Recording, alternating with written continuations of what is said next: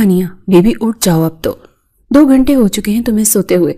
क्या तुम्हें लगता है कि इस घर में पानी का कोई चश्मा बह रहा है जो तुम यूं बेफिक्र होकर सो रही हो? घर में पानी का एक कतरा मौजूद नहीं और तुम यहाँ मजे से ख्वाब खरगोश के मजे लूट रही हो। जुलेखा बीबी की करख्त और ऊंची आवाज ने कमरे के दरो दीवार हिलाकर रख दिए थे। उनकी आवाज में गुस्सा और तंज कूट कूट कर भरा हुआ था। हानिया, जो गहरी नींद में थी, इस शोर शराबे से हड़बड़ाकर उठ बैठी। उसकी आंखों में नींद का खुमार था और उसे कुछ समझ नहीं आ रहा था कि अचानक क्या कयामत टूट पड़ी है। ताईजान, क्या हुआ? आप क्यों चिल्ला रही हैं? हानिया ने डरते डरते पूछा। हालांकि वह जानती थी कि इस सवाल का जवाब उसे मजीद डांट की सूरत में ही मिलेगा। मैं क्यों चिल्ला रही हूं? वाह भाई वाह, नवाबजादी पूछ रही है कि मैं क्यों चिल्ला रही हूं। अरे लड़की, जरा घर के हालात तो देखो। किचन में पीने को पानी नहीं, बर्तन धोने को पानी नहीं, और तुम यहाँ दोपहर के वक्त भी सोई हुई हो। शर्म नहीं आती तुम्हें? जुलेखा बी ने अपने दोनों हाथ कमर पर रखते हुए उसे खा जाने वाली नजरों से घूरा था। हानिया ने फौरन बेड से नीचे पांव उतारे और अपनी चादर दुरुस्त की। ताईजान, मुझे नहीं पता था कि पानी खत्म हो गया। मैं तो बस अभी लेटी थी क्योंकि सर में बहुत दर्द था। सर में दर्द था? जुलेखा बी ने उसकी नकल उतारते हुए कहा। देखो जरा इनके बहाने, हमारे सर में दर्द नहीं होता। हम सारा दिन कोल्हू के बैल की तरह काम करते हैं। हमारे सर में कभी दर्द नहीं होता। बस तुम ही एक नजाकत की मारी हो जिसको जरा सा काम करने पर सर दर्द हो जाता है। अब उठो और जाकर पानी लेकर आओ। रामू तो सुकून की नींद सो रहा है, उसे जगाने की जरूरत मत करना। हानिया ने हैरत से उनकी तरफ देखा। रामू काका सो रहे हैं, लेकिन ताईजान, पानी लाना तो उनका काम है। मैं इतनी दूर से पानी कैसे लाऊंगी? यह सुनना था कि जुलेखा बी का पारा मजीद चढ़ गया। वो 2 कदम आगे बढ़ी और उंगली नचाकर बोली, जबान चलाती हो आगे से। रामू बूढ़ा आदमी है, वो थक गया था। उसे मैंने खुद कहा है कि जाकर आराम कर ले। लेकिन तुम तो जवान जहान हो, तुम क्यों नहीं ला सकती पानी? या तुम्हें लगता है कि तुम इस घर की मालकिन हो और हम सब तुम्हारे नौकर हैं? मैंने ऐसा कब कहा ताईजान? हानिया की आवाज भर आ गई। मैं तो बस कह रही थी कि अगर रामू काका ले आते तो बस। एक लफ्ज और नहीं, जुलेखा बी ने उसे टोक दिया। सुन लो कान खोलकर, अम्मा कह रही हैं कि अगर तुम 2 मिनट में यहां से न उठी और पानी लेने ना गई तो वो तुम्हें सारा दिन किचन में एक पांव पर खड़ा रखेंगी। तुम अच्छे से जानती हो कि अम्मा अपनी बात की कितनी पक्की हैं। अब फैसला तुम्हारे हाथ में है, पानी लाना है या सजा भुगतनी है। अम्मा के नाम में हानिया के रहे सहे होश भी उड़ा दिए। वो जानती थी कि दादी अम्मा की सजा कितनी सख्त होती है। पिछली बार जब उससे सालन जल गया था तो उसे पूरी रात सहन में खड़ा रहना पड़ा था। वो दोबारा इस अजियत से नहीं गुजरना चाहती थी। नहीं नहीं ताईजान, मैं जा रही हूँ, मैं अभी पानी लेकर आती हूँ, हानिया की घबराहट में कहा और फौरन कमरे से निकलने के लिए मुड़ी। हाँ हाँ जल्दी जाओ, बातें बनाना तो कोई तुमसे सीखे, कामचोर कहेंगी। जुलेखा भी उसके पीछे पीछे कमरे से बाहर निकल आई। उनकी जबान अभी भी कैंची की तरह चल रही थी। हानिया सीधा किचन की तरफ गई ताकि पानी लाने के लिए कोई बड़ा बर्तन या बेटर उठा सके। उसका दिल जोर जोर से धड़क रहा था। उसे समझ नहीं आ रहा था कि इस घर में उसके साथ ऐसा सलूक क्यों किया जाता है। वो किचन में पहुंची और इधर उधर देखने लगी कि कौन सा बर्तन लेकर जाए। सामने ही एक बड़ा बीटर रखा था। उसने जल्दी से उसे उठाया। अभी वो मुड़ी ही थी कि दरवाजे पर खड़ी जुलेखा बी की नजर दोबारा उस पर पड़ गई। उनके माथे पर बल अभी तक मौजूद थे और गुस्सा था कि कम होने का नाम ही नहीं ले रहा था। उठ गई मैडम सोकर, ये टाइम है सोने का। जुलेखा बी ने फिर से तानों का सिलसिला शुरू कर दिया। देखो तो सही, चेहरे पर कैसी नहूसत छाई हुई है। नवाबजादी नहीं है तो इस टाइम तक सोएगी। खबरदार जो आइंदा इस वक्त बिस्तर पर नजर आई। इस टाइम तक सोने का हक सिर्फ मेरी बेटियों को है। वो इस घर की वारिस हैं, नाजों पली हैं, तुम नहीं हो, समझी तुम? हानिया ने नजरें झुका ली। जी ताईजान, मैं समझ गई, दोबारा गलती नहीं होगी। गलती तो तुम खुद हो, जुलेखा बी ने बेरहमी से कहा। मेरी बेटियां पढ़ लिख रही, उनका मुस्तकबिल रोशन है, उन्हें आराम की जरूरत है। और तुम्हारा क्या मुस्तकबिल है? तुम्हें तो बस यही काम करने हैं, झाड़ू पोछा, बर्तन धोना और पानी भरना। इसीलिए अपनी औकात याद रखो। चलो अब निकलो यहाँ से, शक्ल मत दिखाओ मुझे जब तक पानी न भर लाओ। हानिया ने वेटर को मजबूती से थामा और सर हिला दिया। उसके दिल में बहुत से जवाब थे लेकिन जबान पर ताला लगा हुआ था। वो जानती थी कि एक भी लफ्ज उसे मजीद मुश्किल में डाल देगा। मैं जा रही हूँ ताईजान, उसने धीमी आवाज में कहा। जा रही हूँ, जाओ ना, फिर खड़ी क्यों हो? क्या अब मैं तुम्हें गोद में उठाकर बाहर छोड़कर आऊं? जुलेखा बी ने चिल्लाते हुए कहा। और सुन लो, अगर पानी लाने में जरा सी भी देर लगाई तो घर में कदम मत रखना। मुझे खाना पकाना है और पानी के बगैर एक काम नहीं हो सकता, समझ गई? जी, ہانیہ نے مختصر جواب دیا اور تیزی سے قدم بڑھاتی ہوئی کچن سے باہر نکل گئی۔ زلیخا بھی وہیں کھڑی اسے جاتے ہوئے دیکھتی رہی اور بڑبڑاتی رہی، پتہ نہیں کس منحوس گھڑی میں یہ ہمارے گلے پڑی تھی، نہ خود سکون سے رہتی ہے نہ ہمیں رہنے دیتی ہے، سارا دن بس سوتی ہی رہتی ہے یا منہ لٹکا کر پھرتی رہتی ہے۔ میری پھول جیسی بچیوں کے حصے کا راشن بھی یہی کھا جاتی ہے، اور اوپر سے نخرے دیکھو اس کے۔ ہانیہ نے ان کی آخری باتیں بھی سننی تھی، لیکن اس نے پلٹ کر نہیں دیکھا۔ وہ جانتی تھی کہ بحث کرنے کا کوئی فائدہ نہیں ہے۔ اس گھر میں اس کی حیثیت ایک مفت کی ملازمہ سے زیادہ اور کچھ نہیں تھی۔ اسے ہر حال میں یہ سب برداشت کرنا تھا۔ وہ برآمدے سے ہوتی ہوئی صحن کی طرف بڑھی۔ دھوپ تیز تھی لیکن اسے اس کی پرواہ نہیں تھی۔ اس کے ذہن میں بس ایک ہی خوف تھا کہ اگر پانی لانے میں دیر ہو گئی تو اماں واقعی اسے سزا دیں گی، اور اماں کی سزا سے بچانے والا اس گھر میں کوئی نہیں تھا۔ اللہ مجھے ہمت دے، ہانیہ نے دل ہی دل میں دعا کی اور مرکزی دروازے کی طرف بڑھی۔ پیچھے سے زلیخا بھی کی آواز ابھی تک آ رہی تھی، جو اب شاید فون پر کسی رشتہ دار سے اس کی برائیاں کر رہی تھی۔ ہاں بہن، کیا بتاؤں تمہیں، آج کل کی لڑکیاں بس زبان چلانا جانتی ہیں، کام کاج کو ہاتھ لگاتے ہوئے تو انہیں موت پڑتی ہے۔ ابھی بڑی مشکل سے اسے پانی لینے بھیجا ہے، ورنہ تو مہارانی صاحبہ دوپہر کو بھی خواب دیکھ رہی تھی۔ میری قسمت ہی خراب ہے جو ایسی بھتیجی میرے پلے پڑ گئی۔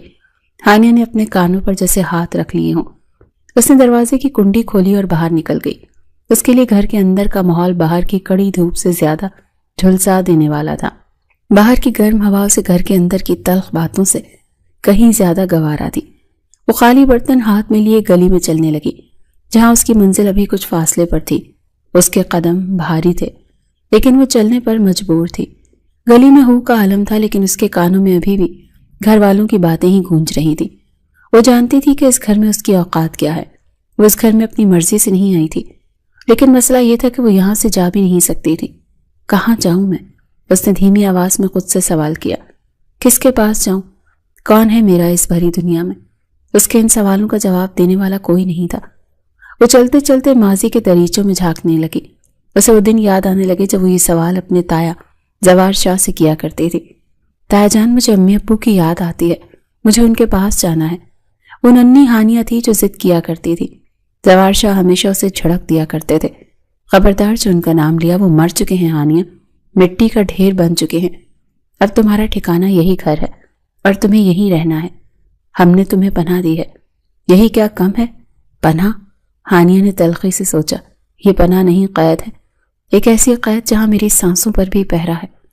اس کے ماں باپ تو بچپن میں ہی وفات پا گئے تھے۔ وہ اس وقت بہت چھوٹی تھی، اسے تو ان کے چہرے بھی ٹھیک سے یاد نہیں تھے۔ اس وقت سے ہانیہ زوار شاہ کے گھر میں ہی پل کر بڑی ہوئی تھی۔ اسے پالنے والی سکینہ بی تھی۔ ہانیہ کے ہونٹوں پر سکینہ بی کا نام آتے ہی ایک اداس سی مسکراہٹ آ گئی۔ سکینہ بی، اس نے سرگوشی کی، آپ کیوں مجھے اکیلا چھوڑ گئیں؟ آپ ہوتی تھی تو کوئی مجھے یوں آنکھ اٹھا کر نہیں دیکھتا تھا۔ اسے یاد آیا جب ایک بار زلیخا تائی نے اسے مارنے کے لیے ہاتھ اٹھایا تھا تو سکینہ بھی شیرنی کی طرح سامنے آ گئی تھی۔ خبردار بی بی جی، ہاتھ مت لگائیے گا بچی کو۔ سکینہ بی کی وہ کڑکدار آواز آج بھی ہانیہ کے کانوں میں محفوظ تھی۔ یہ یتیم ہے تو کیا ہوا، اس گھر کی بیٹی ہے، زوار شاہ کے بھائی کی نشانی ہے، اس کا بھی خون شامل ہے اس حویلی کی بنیادوں میں۔ نوکرانی ہو کر مالکنوں کے منہ لگتی ہو، زلیخا تائی نے سکینہ بی پر چلایا تھا۔ اس یتیم کو سر پر چڑھا رکھا ہے تم نے، دیکھنا ایک دن یہ تمہارے لیے بھی وبال جان بن جائے گی۔ میری جان کا وبال تو آپ لوگ بن چکے ہیں بی بی، سکینہ بی نے بی باکی سے جواب دیا۔ جب تک میں زندہ ہوں ہانیہ کو کوئی میلی آنکھ سے نہیں دیکھ سکتا، یہ بچی میری ذمہ داری ہے۔ لیکن پھر سکینہ بی بھی مر گئی۔ ان کی موت کے بعد ہانیہ بالکل تنہا رہ گئی۔ وہ ڈھال جو اسے زمانے کی سختیوں سے بچاتی تھی وہ مٹی میں جا سوئی تھی۔ اب وہ اس گھر میں بالکل اکیلی تھی، بے یار و مددگار۔ ہانیہ چلتے چلتے گلی کے نکڑ تک پہنچی تھی۔ اس کے ذہن میں تایا جان کے ساتھ ہونے والی وہ آخری بحث تازہ ہو گئی جو اس نے اپنی جائیداد کے حصے کے لیے کی تھی۔ تایا جان، مجھے میرا حصہ دے، میں الگ رہنا چاہتی ہوں۔ اس نے ہمت جمع کر کے کہا تھا، یہ گھر میرے دادا کا ہے اور ابو کے حصے کے حقدار میں ہوں۔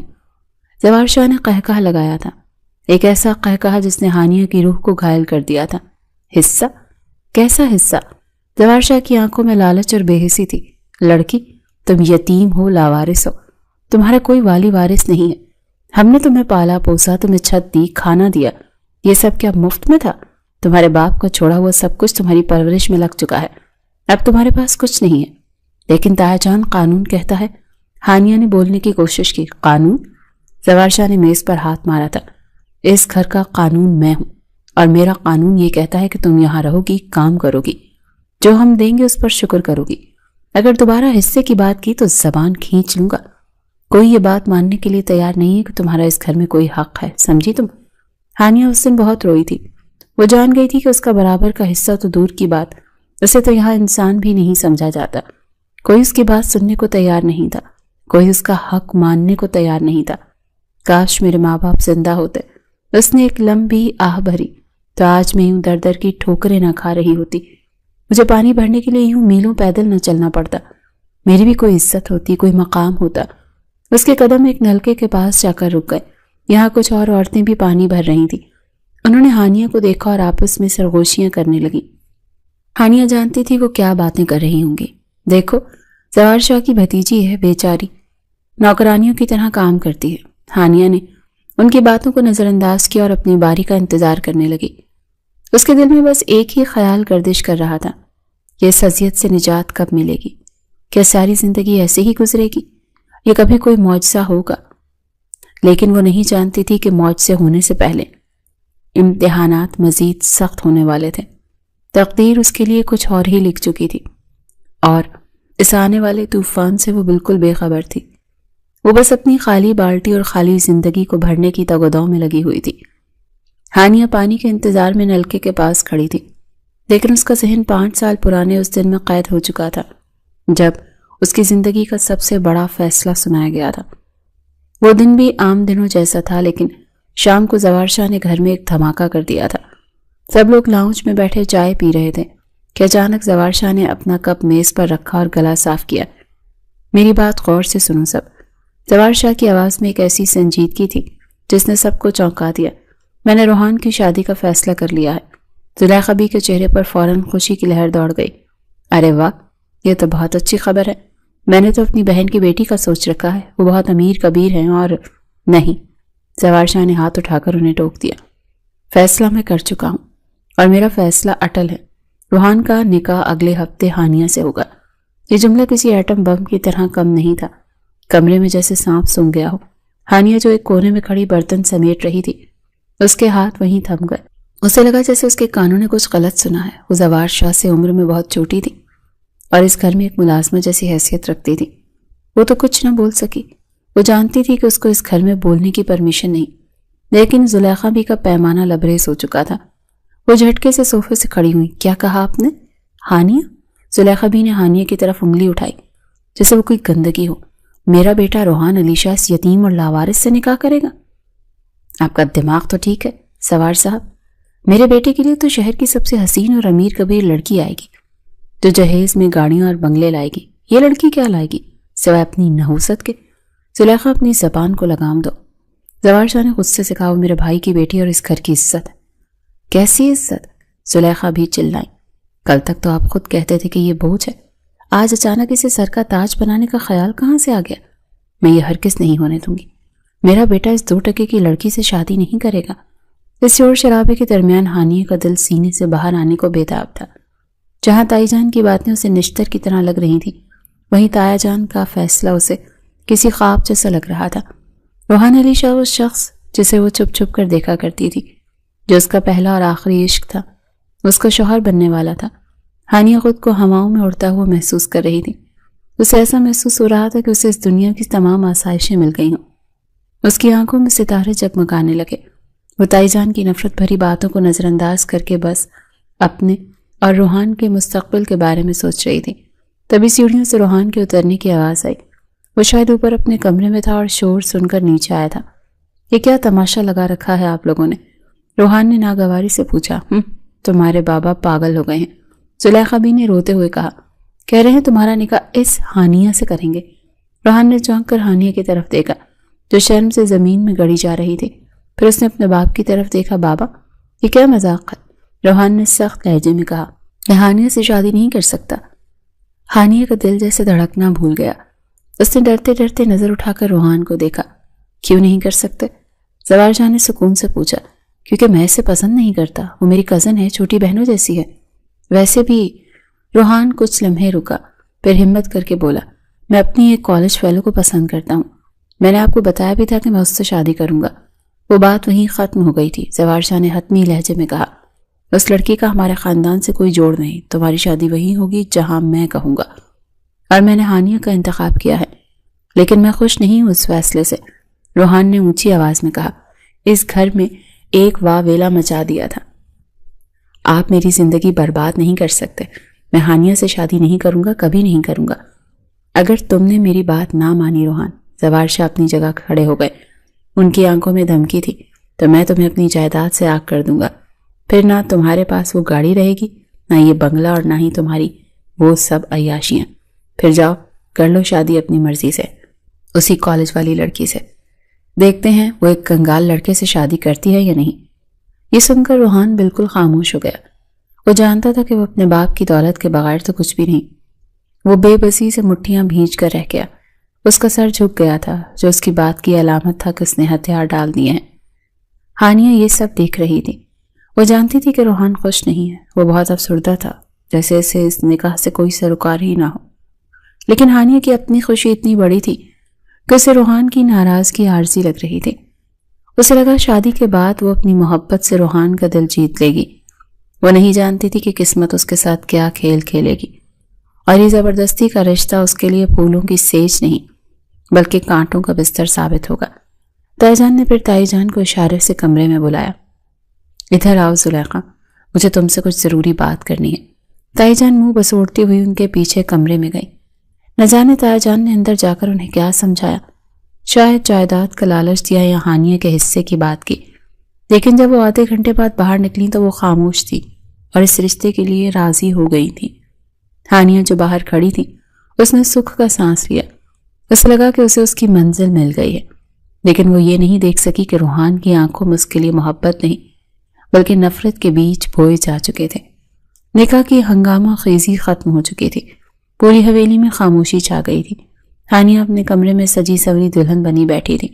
سرخ جوڑے میں ملبوس وہ کسی اپسرا سے کم نہیں لگ رہی تھی۔ اس کے ہاتھوں میں لگی مہندی کی خوشبو پورے کمرے میں پھیلی ہوئی تھی۔ وہ بار بار دروازے کی طرف دیکھ رہی تھی جہاں سے روحان کو اندر آنا تھا۔ اس کے دل کی دھڑکنیں بے ترتیب تھیں۔ اسے یقین نہیں آ رہا تھا کہ آج وہ باقاعدہ طور پر روحان علی شاہ کی بیوی بن چکی ہے۔ وقت سرکتا جا رہا تھا۔ رات کا پہلا پہر گزر گیا، پھر دوسرا پہر بھی بیت گیا۔ گھڑی کی سوئیاں مسلسل آگے بڑھ رہی تھیں، لیکن دروازہ نہیں کھلا تھا۔ ہانیہ کے اندر کا خوف بڑھنے لگا۔ کیا روحان ناراض ہیں؟ کیا وہ نہیں آئیں گے؟ طرح طرح کے وسوسے اس کے ذہن میں سر اٹھانے لگے۔ اچانک دروازے کا ہینڈل گھوما۔ ہانیہ نے تیزی سے گھونگھٹ نیچے کر لیا اور سمٹ کر بیٹھ گئی۔ اسے لگا روحان آ گئے ہیں۔ قدموں کی آواز قریب آئی اور پھر ایک جانی پہچانی طنزیہ آواز اس کے کانوں سے ٹکرائی۔ مہارانی ابھی تک ایسے بیٹھی ہو؟ ہانیہ نے چونک کر گھونگھٹ الٹا۔ سامنے روحان نہیں زلیخا بھی کھڑی تھی، جن کے چہرے پر ایک زہر آلود مسکراہٹ تھی۔ تائی جان آپ؟ ہانیہ نے حیرت سے پوچھا۔ روحان کہاں ہے؟ زلیخا بھی نے قہقہ لگایا اور قریب پڑے صوفے پر بیٹھ گئی۔ روحان وہ نہیں آئے گا تمہارے پاس، جس کے انتظار میں تم یہاں سجی سمری بیٹھی ہو وہ تو کب کا اس گھر سے ہی جا چکا۔ کیا مطلب؟ ہانیہ کے پیروں تلے سے زمین نکل گئی۔ اس کا حلق خشک ہو گیا۔ وہ کہاں گئے ہیں؟ آج تو ہماری شادی کی رات ہے۔ شادی؟ کیسی شادی؟ زلیخا بھی نے حقارت سے کہا۔ یہ شادی زوار شاہ کی ضد تھی، روحان کی پسند نہیں۔ میرا بیٹا آج شام کی فلائٹ سے ہی دبئی جا چکا ہے، وہ اس ڈرامے کا حصہ مزید نہیں بن سکتا تھا۔ ہانیہ کو لگا جیسے کسی نے اس کے دل پر خنجر چلا دیا ہو۔ دبئی؟ لیکن انہوں نے مجھے بتایا کیوں نہیں؟ وہ مجھے ایسے کیسے چھوڑ کر جا سکتے ہیں؟ کیوں بتاتا وہ تمہیں؟ زلیخا بھی تنک کر بولی۔ تم ہو کون؟ ایک بوجھ جسے زبردستی اس کے گلے میں ڈال دیا گیا۔ اس نے صاف کہہ دیا تھا کہ وہ اس نکاح کو نہیں مانتا، وہ وہاں جا کر اپنی زندگی جیے گا اور تم یہاں اس کمرے میں سڑتی رہنا۔ ہانیہ کی آنکھوں سے آنسو بہہ نکلے اور اس کے مہنگے میک اپ کو خراب کرنے لگے۔ تائی جان آپ نے انہیں روکا کیوں نہیں؟ آپ تو ماں ہیں ان کی۔ کیا آپ کو میری بربادی کا ذرا بھی خیال نہیں آیا؟ خیال؟ زلیخا بھی کھڑی ہو گئی۔ مجھے اپنی بیٹیوں کا خیال تھا۔ میں اپنی سلطنت اور اپنی بیٹیوں کی خوشیوں کے قاتل نہیں بننا چاہتی تھی۔ اگر روحان یہاں رکتا اور بغاوت کرتا تو تمہارے تائوں سے جائیداد سے بے دخل کر دیتے، پھر میری بیٹیوں کا مستقبل کیا ہوتا؟ اسی لیے میں نے اسے خود بھیجا ہے۔ آپ نے اپنی بیٹیوں کے مستقبل کے لیے میرا حال اور مستقبل دونوں جلا دیے۔ ہانیہ نے روتے ہوئے کہا۔ آپ اتنی خود غرض کیسے ہو سکتی ہیں؟ ہاں ہوں میں خود غرض۔ زلیخا بی نے بے رحمی سے کہا۔ ہر ماں اپنے بچوں کے لیے خود غرض ہوتی ہے۔ اب یہ رونا دھونا بند کرو اور اٹھ کر کپڑے بدل لو۔ یہ سہاگ رات کا ڈرامہ ختم ہو چکا ہے۔ کل سے وہی پرانی زندگی شروع ہوگی، وہی کام کاج، وہی نوکری۔ اس گھر میں تمہاری حیثیت صرف ایک کام کرنے والی کی تھی اور ہمیشہ رہے گی۔ یہ سرخ جوڑا اتار پھینکو، کیونکہ جس کے لیے پہنا تھا اسے تمہاری صورت سے بھی نفرت ہے۔ یہ کہہ کر زلیخا بھی کمرے سے نکل گئی اور دروازہ زور سے بند کر دیا۔ ہانیہ وہیں قالین پر ڈھہ گئی۔ اس کا وجود کانچ کی طرح بکھر چکا تھا۔ وہ سرخ دوپٹہ جسے اپنی خوش نصیبی کی علامت لگ رہا تھا، اب کسی کفن کی طرح محسوس ہو رہا تھا۔ روحان کا یوں چلے جانا اس کے لیے کسی قیامت سے کم نہیں تھا۔ اس نے سوچا تھا کہ وہ اپنی محبت سے سب کچھ ٹھیک کر لے گی، لیکن اسے موقع دیے بغیر ہی مجرم ٹھہرا دیا گیا تھا۔ کمرے کی دیواریں اسے کاٹنے کو دوڑ رہی تھیں۔ وہ چیخنا چاہتی تھی لیکن اس کی آواز گلے میں ہی گھٹ کر رہ گئی۔ شادی کے وہ منحوس رات، گزرے ہوئے دن، ہفتے اور پھر مہینے گزرتے چلے گئے، یہاں تک کہ سالوں کا سفر بھی طے ہو گیا۔ ہانیہ کے لیے وقت جیسے تھم سا گیا۔ وہ اس گھر میں ایک زندہ لاش کی طرح رہ رہی تھی۔ روحان کا یوں منہ موڑ کر چلے جانا اس کے دل پر ایک ایسا گہرا زخم چھوڑ گیا تھا جو بھرنے کا نام نہیں لے رہا تھا۔ عجیب بات یہ تھی کہ روحان کی بے رخی اور نفرت کے باوجود ہانیہ اس سے بے حد محبت کرنے لگی تھی۔ شاید یہ اس کی تنہائی تھی یا اس کا نصیب کہ وہ اپنے غائب شوہر کی یاد میں جینے کی وجہ ڈھونڈ رہی تھی۔ صبح کا وقت تھا اور حسب معمول گھر میں ہانیہ کی طلبی ہو رہی تھی۔ اٹھو ہانیہ، ارے کہاں مر گئی؟ زلیخا بی کی آواز کچن کے دروازے سے گونجی۔ یہ برتن ابھی تک سنک میں کیوں پڑے ہیں؟ تمہیں رات کو کہہ کر سوئی تھی کہ صبح اٹھتے ہی یہ دھلے ہونے چاہیے۔ ہانیہ جو فرش پر بیٹھ کر ادرک لہسن کوٹ رہی تھی جلدی سے کھڑی ہوئی۔ تائی جان میں ابھی دھو دیتی ہوں۔ دراصل تائی جان کا ناشتہ بنا رہی تھی، اسی لیے دیر ہو گئی۔ بہانے، بس بہانے بنوا لو اس لڑکی سے، زلیخا بی نے نفرت سے کہا۔ تائی جان کا ناشتہ بن گیا تو اب کھڑی میرا منہ کیا دیکھ رہی ہو؟ اٹھو ہانیہ، برتن دھو، اور ہاں اس کے بعد اوپر جا کر میری بیٹیوں کے کمرے میں صاف بھی کر دینا۔ جی بہتر، ہانیہ نے سر جھکا کر کہا۔ ابھی وہ برتن دھونے کے لیے مڑی ہی تھی کہ اس کی کزن نمرا کچن میں داخل ہو گئی۔ ہاتھ میں بھاری سوٹ تھا۔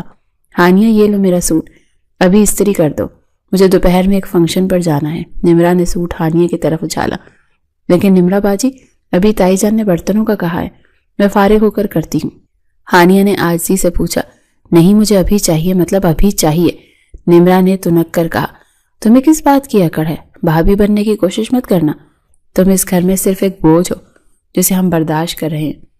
میں نے ایسا کب کہا؟ ہانیہ کی آنکھوں میں آنسو تیرنے لگے۔ میں بس کام کا کہہ رہی تھی، زیادہ زبان مت چلاؤ۔ زلیخا بی نے نمرا کی طرفداری کی۔ اٹھو ہانیہ، یہ کام کر دو، وہ کام کر دو، ہماری تمہاری شکل دیکھنے کا کوئی شوق نہیں، بس کام ختم کرو اور ہماری نظروں سے دور رہو۔ ہانیہ خاموشی سے سوٹ اٹھا کر استری کرنے لگی۔ اسے سمجھ نہیں آ رہی تھی کہ وہ کہاں جائے جہاں جا کر سکھ کا سانس لے۔ اس پورے گھر میں بلکہ پوری دنیا میں اس کے لیے سکھ کا سانس لینے کی کوئی جگہ ہی نہیں تھی۔ ہر طرف بس تانے، جھڑکیاں اور کام تھا۔ استری کرتے ہوئے اس کا دھیان پھر روحان کی طرف چلا گیا۔ روحان، آپ کہاں ہیں؟ اس نے دل ہی دل میں سوال کیا۔ کیا آپ کو ایک بار بھی میری یاد نہیں آتی؟ 5 سال ہو گئے ہیں، آپ نے مڑ کر خبر تک نہیں لی۔ روحان جب سے گیا تھا واپس نہیں آیا تھا۔ ہانیہ اسے ایک ایک پل یاد کرتی تھی۔ اسے وہ پل بھی یاد تھا جب تائی جان نے کہا تھا کہ وہ خوشی سے نہیں گیا بلکہ مجبوری سے گیا ہے۔ لیکن یہ کیسی مجبوری تھی جس نے ہانیہ کی زندگی جہنم بنا دی تھی؟ ابھی وہ انہی سوچوں میں گم تھی کہ زلیخا بی کا فون بجا۔ وہیں کچن کے پاس کھڑی بات کرنے لگی۔ ہاں، میرا بیٹا دبئی میں بہت خوش ہے، اللہ کا شکر ہے، کاروبار بہت اچھا جا رہا ہے۔ زلیخا بی بڑے فخر سے بتا رہی تھی۔ نہیں، ابھی آنے کا تو کوئی ارادہ نہیں، وہ کہتا ہے کہ وہ وہاں زندگی سے بہت مطمئن ہے، یہاں پاکستان میں رکھا ہی کیا ہے۔ ہانیہ کے ہاتھ رک گئے۔ روحان خوش تھا، اسے ہانیہ کی بربادی کا کوئی ملال نہیں تھا۔ فون بند کر کے زلیخا بی نے ہانیہ کی طرف دیکھا جو ساکت کھڑی تھی۔ ارے کیا ہوا؟ کان لگا کر میری باتیں سن رہی تھی؟ سن لیا تم نے؟ وہ نہیں آئے گا، اسی لیے جو امید لگا کے دیے جلائے بیٹھی ہو نا، انہیں بجھا دو، وہ تمہیں بھول چکا ہے، اس کے لیے تم وجود ہی نہیں رکھتی۔ تائی جان، کیا انہوں نے کبھی میرے بارے میں نہیں پوچھا؟ ہانیہ نے کانپتی آواز میں ہمت کر کے پوچھ ہی لیا۔ زلیخا بی نے ایک طنزیہ قہقہ لگایا۔ تمہارے بارے میں؟ ارے لڑکی، وہ تو تمہارا نام بھی سننا گوارا نہیں کرتا۔ اس نے صاف کہہ دیا ہے کہ اس گھر میں سب سے بات ہوگی سوائے اس منحوس لڑکی کے۔ اب جاؤ اور اپنا کام کرو، میرا دماغ مت کھاؤ۔ ہانیہ نے ہونٹ بھینچ لیے۔ آنسوں کا ایک قطرہ اس کے گال پر لڑھک گیا۔ جسے اس نے جلدی سے صاف کر لیا۔ کسی کو اس کی کسی صورت میں کوئی پرواہ نہیں تھی، کیونکہ وہ یتیم تھی۔ اس کا دکھ بانٹنے والا کوئی نہیں تھا۔ وہ جانتی تھی کہ اسے اسی گھٹن میں سانس لینا ہے۔ روحان کی یاد اور گھر والوں کے ظلم کے درمیان پستی ہوئی ہانیہ کی زندگی ایک عذاب بن چکی تھی، لیکن وہ نہیں جانتی تھی کہ آج کا دن اس کی زندگی میں ایک نیا طوفان لانے والا ہے۔ شام کا دھندلکا پھیلنے والا تھا۔ دسمبر کی سرد ہواؤں نے کھڑکیوں پر دستک دینا شروع کر دی تھی۔ ہانیہ بھی کچن کے ڈھیر سارے کاموں سے فارغ ہو کر کمر سیدھی کرنے ہی بیٹھی تھی کہ اس کی کزن ثنا تیزی سے کچن میں داخل ہوئی۔ اس کے ہاتھ میں خالی جگ تھا اور چہرے پر ہمیشہ کی طرح بیزاری اور غصے کے تاثرات تھے۔ ہانیہ، تم یہاں سکون سے کرسی پر بیٹھی ہو؟ ثنا نے اونچی آواز میں کہا۔ گھر میں پینے کا پانی ختم ہو چکا ہے، تمہیں خبر تک نہیں؟ کیا تم چاہتی ہو کہ ہم پیاسے بیٹھے رہیں؟ ہانیہ فوراً کرسی سے کھڑی ہو گئی۔ لیکن ثنا باجی، میں تو دوپہر میں ٹنکی چیک کی تھی، پانی موجود تھا، اتنی جلدی کیسے ختم ہو گیا؟ ابھی تو کسی نے زیادہ استعمال بھی نہیں کیا۔ اب بحث مت کرو مجھ سے۔ ثنا نے خالی جگ زور سے زمین پر رکھا۔ شاید موٹر خراب ہو گئی ہے یا پیچھے سے پانی نہیں آیا۔ نلکے میں تو صرف ہوا آ رہی ہے اور پانی کی ایک بوند نہیں ٹپک رہی۔ ہمیں چائے بنانی ہے، منہ ہاتھ دھونے کے لیے بھی پانی چاہیے، اور تم اچھی طرح سے جانتی ہو کہ بنا پانی کے گھر کا نظام نہیں چل سکتا۔ تو میں کیا کروں؟ ہانیہ نے بے چارگی سے پوچھا۔ میں رامو کاکا کو بلاتی ہوں، وہ موٹر دیکھ لیں گے۔ رامو کاکا نہیں ہے گھر پر، ثنا نے فوراً حکم صادر کیا، اور نہ ہی ہمارے پاس میکینک کا انتظار کرنے کا وقت ہے۔ تم ابھی جاؤ اور باہر والے پرانے کنویں سے پانی بھر لاؤ، وہیں سے صاف پانی مل سکتا ہے۔ ہانیہ کا رنگ فاق ہو گیا۔ کنواں؟ لیکن باجی، وہ کنواں تو گھر سے بہت فاصلے پر ہے، وہاں جانے اور آنے میں مجھے بہت وقت لگ جائے گا، اور اب تو شام بھی ہونے والی ہے، ہوا میں خنکی بڑھ گئی اور راستہ بھی سنسان ہوگا۔ تو کیا ہم پیاسے مر جائیں؟ ثنا نے سختی سے کہا۔ اس کے لہجے میں کوئی لچک نہیں تھی۔ تمہیں ذرا سی بھی مشقت کیا کرنی پڑ گئی؟ تمہاری جان نکلنے لگی ہے؟ ہمیں پیاس لگی ہے اور گھر میں دیگر کام بھی کرنے ہیں۔ اگر پانی نہ ہوا تو رات کا کھانا کیسے بنے گا؟ کیا ہم سب بھوکے رہیں گے تمہاری سستی کی وجہ سے؟ میں سستی نہیں دکھا رہی، ہانیہ نے اپنی صفائی پیش کرنے کی کوشش کی۔ میں بس یہ کہہ رہی تھی کہ اگر کوئی اور انتظام ہو جاتا تو بہتر تھا۔ اتنی دور اکیلے جانا اور پھر وہ بھاری بالٹیاں اٹھا کر لانا میرے لیے مشکل ہے۔ میری طبیعت بھی کچھ ٹھیک نہیں ہے۔ مشکل ہے تو کیا ہوا؟ ثنا اس کے قریب آئی اور انگلی اٹھا کر تنبیہ کرنے لگی۔ تمہاری زندگی کون سی پھولوں کی سیج ہے؟ مفت کی روٹیاں توڑتی ہو تو تھوڑا کام بھی کر لیا کرو۔ ہم نے تمہیں پالا ہے تو بدلے میں کام تو کرنا پڑے گا۔ اور سنو، 2 بڑے گھڑے یا بالٹیاں لے کر جانا، ہمیں زیادہ پانی کی ضرورت ہے۔ ہانیہ نے باہر کھڑکی کی طرف دیکھا جہاں سورج غروب ہونے کے قریب تھا۔ اسے باہر جانے سے خوف محسوس ہو رہا تھا، لیکن ثنا کے تیور بتا رہے تھے کہ انکار کرنے کی کوئی گنجائش نہیں ہے۔ اگر اس نے منع کیا تو تائی جان آ جائیں گی اور پھر بات مزید بڑھ جائے گی۔ اچھا، میں جاتی ہوں، ہانیہ نے ہار مانتے ہوئے کہا، لیکن مجھے کوئی بڑی چادر دے دیں، باہر سردی ہے۔ اپنی وہ پرانی شال اوڑھ لو جو تمہارے پاس ہے، ثنا نے بے رخی سے کہا۔ ہماری چیزوں کو ہاتھ لگانے کی ضرورت نہیں، اور ہاں، جلدی واپس آنا، راستے میں وقت ضائع مت کرنا، ہمیں پانی کی اشد ضرورت ہے۔ میں جلدی آنے کی کوشش کروں گی، ہانیہ نے دھیمی آواز میں کہا، اور کچن کے کونے سے 2 بڑی بالٹیاں اٹھا لیں۔ ثنا اسے جاتا دیکھ کر دل ہی دل میں ایک پراسرار انداز میں مسکرائی۔ جاؤ جاؤ، جب تک تم واپس آؤ گی تب تک ہمارا کام ہو چکا ہوگا، اس نے آہستہ سے کہا۔ لیکن ہانیہ یہ الفاظ نہیں سن سکی کیونکہ وہ بالٹیاں اٹھا کر باہر کی طرف جا رہی تھی۔ ہانیہ بھاری بالٹیاں لے کر صحن میں نکلی۔ اس کے کاندھے ابھی سے دکھ رہے تھے، لیکن وہ جانتی تھی کہ اس گھر میں اس کی تکلیف کا احساس کسی کو نہیں۔ پانی لانا اس کی ذمہ داری تھی اور اسے ہر حال میں یہ فرض نبھانا تھا۔ اس نے ایک نظر اپنے گھر کی اونچے دیواروں کو دیکھا جسے قید خانہ لگتی تھی، پھر گیٹ کھول کر باہر نکل گئی۔ اسے اندازہ نہیں تھا کہ یہ پانی لانے کا سفر اس کے لیے کتنا بھاری پڑنے والا ہے۔ ہانیہ ہانپتی کانپتی ہوئی واپس پہنچی۔ پانی کی بالٹیاں اس کے نازک بازوں کے لیے بہت بھاری تھی، جنہیں وہ بڑی مشکل سے گھسیٹتی ہوئی لا رہی تھی۔ اس کے ہاتھ شل ہو چکے تھے اور سانس بری طرح پھول رہی تھی، لیکن اسے اس بات کا اطمینان تھا کہ وہ پانی لے آئی اور اب اسے مزید ڈانٹ نہیں سننی پڑے گی۔ شکر ہے میں پہنچ گئی، اس نے خود کلامی کرتے ہوئے کہا، اور بالٹیاں دروازے کے ساتھ نیچے رکھ دیں۔ اب بس جلدی سے اندر جا کر یہ پانی کچن میں رکھ دوں تاکہ تائی جان کا غصہ ٹھنڈا ہو سکے۔ اس نے اپنا دوپٹہ درست کیا اور آگے بڑھ کر دروازے کو دھکا دیا، لیکن دروازہ تو اپنی جگہ سے ہلا تک نہیں۔ ہانیہ کو لگا شاید اندر سے کنڈی لگی ہے۔ تائی جان دروازہ کھولیں، اس نے اونچی آواز میں پکارا۔ میں آ گئی ہوں، پانی لے آئی ہوں۔ اندر سے کوئی جواب نہیں آیا، مکمل خاموشی تھی۔ ہانیہ نے دوبارہ دستک دی، اس بار تھوڑی زور سے۔ ثنا باجی، نمرا باجی دروازہ کھولیں، میں باہر کھڑی ہوں، میرے ہاتھ دیکھ رہے ہیں، پلیز جلدی کھول دیں۔ پھر بھی کوئی جواب موصول نہیں ہوا۔ ہانیہ کے ماتھے پر پریشانی کی لکیریں ابھرنے لگی۔ اس نے جھک کر دروازے کے ہینڈل کو غور سے دیکھا تو اس کے پیروں تلے سے زمین نکل گئی۔ دروازے پر باہر کی طرف ایک بڑا سا تالا لٹک رہا تھا۔ یہ کیا؟ ہانیہ کے منہ سے بے اختیار نکلا۔ دروازے پر تالا؟ وہ کیسے ہو سکتا ہے؟ میں تو ابھی پانی لینے گئی تھی، گھر والے سب کہاں جا سکتے ہیں؟ اس کا دل زوروں سے دھڑکنے لگا۔ ایک گھبراہٹ سے اسے گھیر لیا۔ اس نے پاگلوں کی طرح دروازہ پیٹنا شروع کر دیا۔ کوئی ہے؟ خدارا دروازہ کھولیں۔ وہ چیخی۔ رامو کاکا، آپ اندر ہی ہیں نا؟ آپ کہاں گئے؟ تائی جان، کیا آپ لوگ مجھے سن رہے ہیں؟ یہ کوئی مذاق ہے تو پلیز بند کر دیں، مجھے بہت ڈر لگ رہا ہے۔ اس کی آواز گلی میں گونج رہی تھی لیکن آگے سے کوئی جواب نہیں آ رہا تھا۔ ہانیہ کی آنکھوں کے سامنے اندھیرا چھانے لگا۔ پھر اسے ثنا کی وہ پراسرار مسکراہٹ اور جلدی بھیجنے کی وجہ سمجھ آئی۔ اوہ خدایا! ہانیہ نے اپنا سر تھام لیا۔ انہوں نے جان بوجھ کر مجھے پانی لینے بھیجا تھا۔ وہ مجھے گھر سے نکالنا چاہتے تھے تاکہ وہ سکون سے کہیں جا سکیں، لیکن وہ کہاں گئے ہیں؟ اور مجھے بتانے کی زحمت تک نہیں کی۔ وہ بے بسی سے بند دروازے کو تک رہی تھی۔ پلیز دروازہ کھولیں، کوئی ہے تو دروازہ کھول دیں۔ وہ میں پانی بھرنے گئی تھی، میں بھاگ نہیں گئی تھی، میں یہیں ہوں، مجھے اندر آنے دیں۔ اس کی فریاد سننے والا وہاں کوئی نہیں تھا۔ سردی بڑھ رہی تھی اور سورج مکمل غروب ہو چکا تھا۔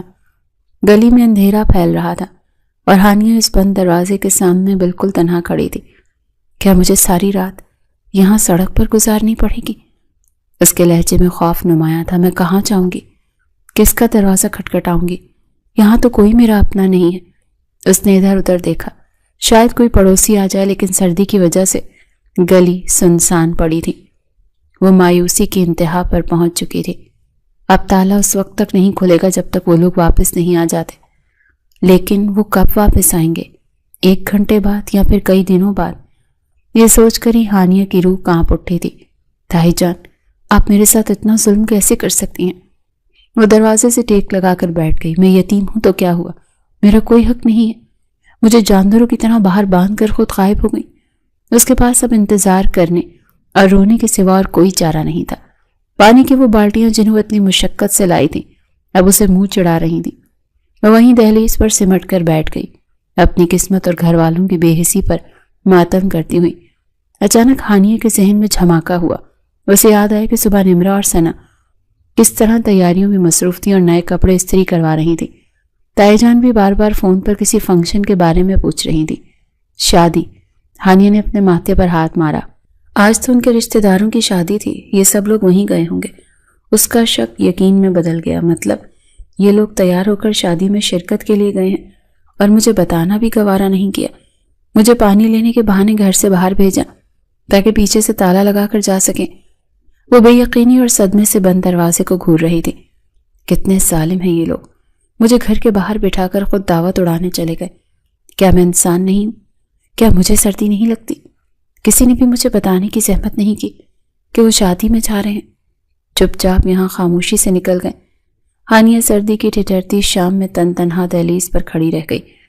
اس طویل اور اذیتناک انتظار نے اسے ماضی کے اس دریچے میں لا کھڑا کیا جسے وہ بند کرنے کی کوشش کرتی تھی۔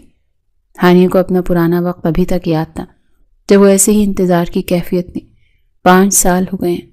ہانیہ نے تلخی سے سوچا، تب بھی انتظار کر رہی تھی اور آج بھی انتظار ہی کر رہی ہوں۔ فرق صرف اتنا ہے کہ اس وقت میں گھر کے اندر تھی، محفوظ تھی، لیکن آج میں بے یار و مددگار سڑک پر ہوں۔ اسے وہ لمحہ یاد آیا جب وہ سرخ دوپٹہ لیے اپنے من چاہے انسان کا انتظار کر رہی تھی۔ وہ سرخ دوپٹے میں تھی، اتنی خوبصورت لگ رہی تھی، شاید اس کا نصیب اتنا خوبصورت نہیں تھا۔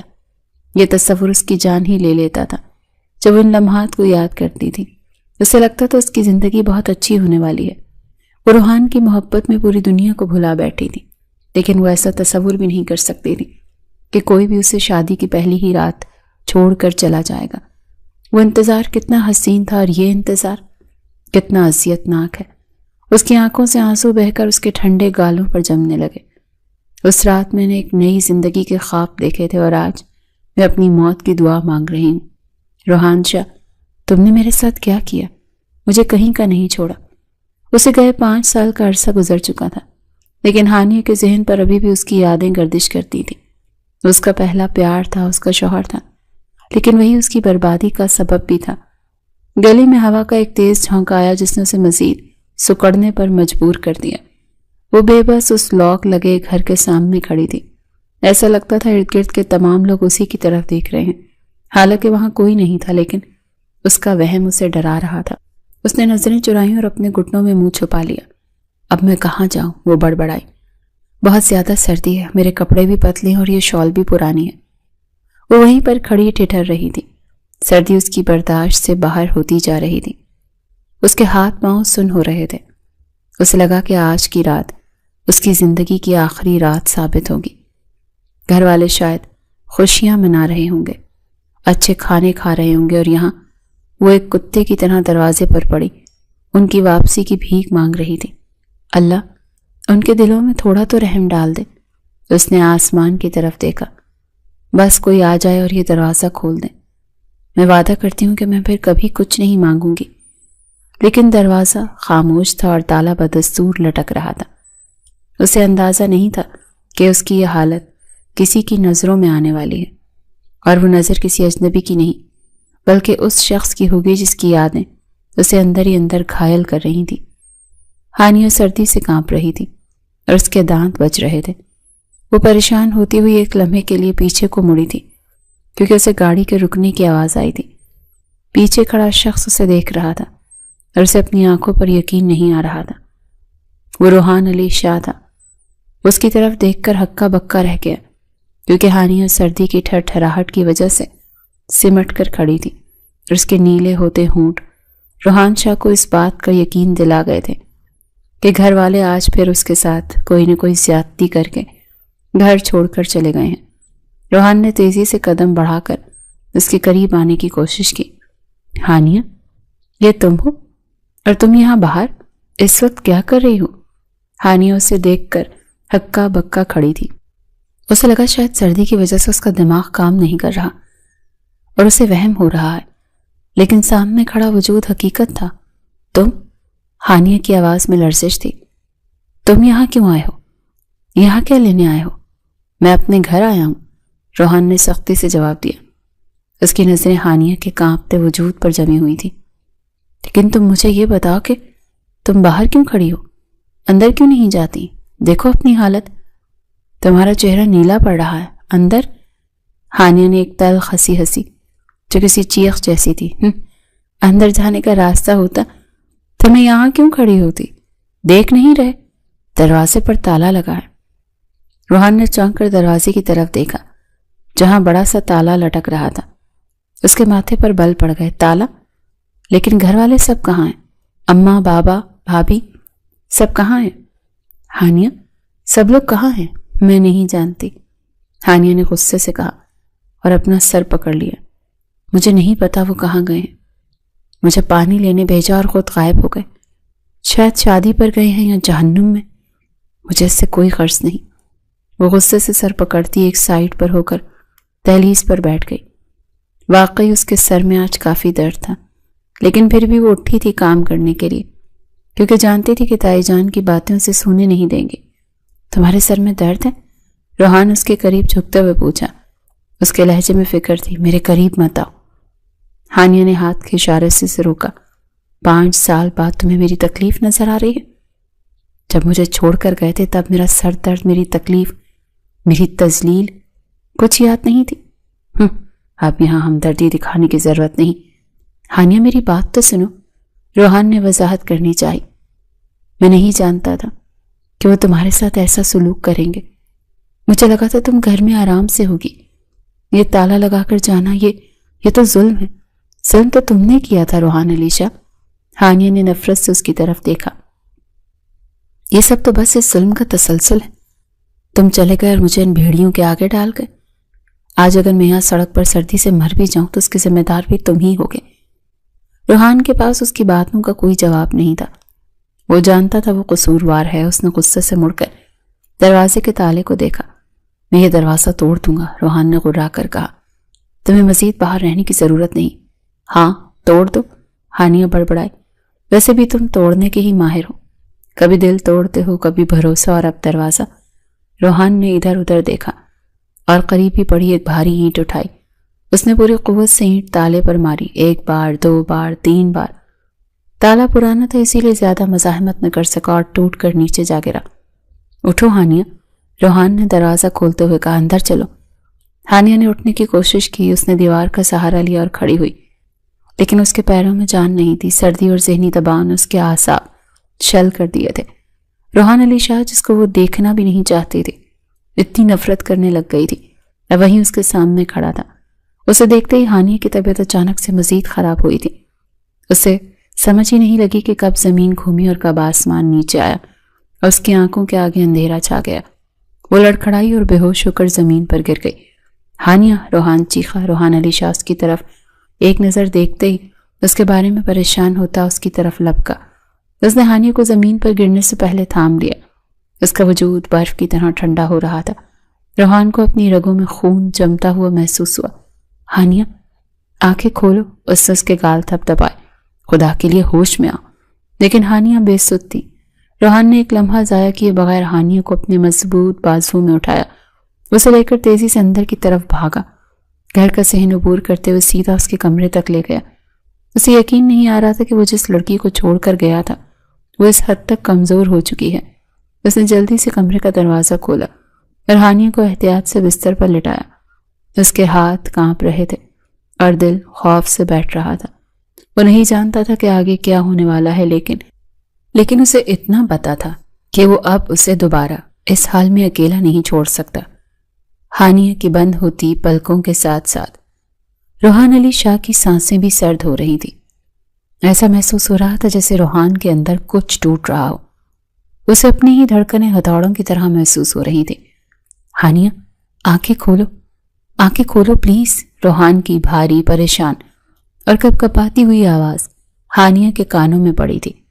ہانیہ نے بڑی مشکل سے آنکھیں کھولنے کی کوشش کی۔ اس کے سامنے سب کچھ دھندلا سا تھا، لیکن وہ شناسا لمس اسے ہوش ملانے کے لیے کافی تھا۔ وہ روحان کے بازوؤں میں تھی، اس کے بال اس کی چھاتی سے لگے ہوئے تھے۔ روحان کو پہلی بار احساس ہوا وہ کتنی کمزور، کتنی نازک اور کتنی اکیلی تھی۔ 5 سال پہلے والی ہانیہ اور آج کی ہانیہ میں زمین آسمان کا فرق تھا۔ ہانیہ نے پوری قوت سے جمع کر کے اسے خود سے دور دھکیلا۔ دور ہٹو مجھ سے۔ ہانیہ سنبھل کر۔ روحان نے دوبارہ اسے سہارا دینا چاہا۔ خبردار جو مجھے ہاتھ لگایا، ہانیہ چیخی، حالانکہ اس کی آواز میں نقاہت تھی۔ وہ دیوار کا سہارا لے کر کھڑی ہو گئی۔ کیوں آئے ہو واپس؟ میری زندگی میں مزید اذیت دینا چاہتے ہو کیا؟ کیا وہ 5 سال کا عذاب کافی نہیں تھا جب دوبارہ میری لاش پر کھڑے ہونے آ گئے ہو؟ وہ اس پر چلائی تھی۔ تمہاری طبیعت ٹھیک نہیں ہے، روحان نے فکر مندی سے کہا۔ پلیز لیٹ جاؤ، میں ڈاکٹر کو بلاتا ہوں۔ میری طبیعت کو کچھ نہیں ہوا، تم چلے جاؤ یہاں سے۔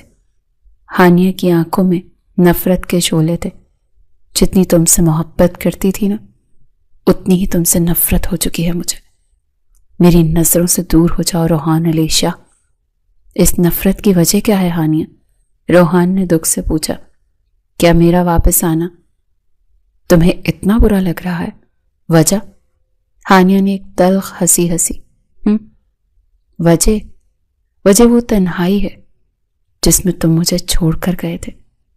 اس سے زیادہ وجہ ہمیں کوئی نہیں نکال سکتی، اسی لیے خدا کا واسطہ میری جان چھوڑ دو۔ وہ ہانیہ کے بالکل قریب بیٹھا تھا، اتنا قریب کہ ہانیہ کو اس کی سانسیں اپنے چہرے پر محسوس ہو رہی تھی۔ ہانیہ نے اپنا رخ موڑا اور بولی، میری حیثیت اس گھر میں ایک نوکرانی کی ہے، اور آپ اگر آئے ہیں تو میرے قریب آنے کی کوشش نہ کریں، کیونکہ میں اپنی حیثیت سے اچھی طرح سے واقف ہوں۔ کیسی باتیں کر رہی ہو تم ہانیہ؟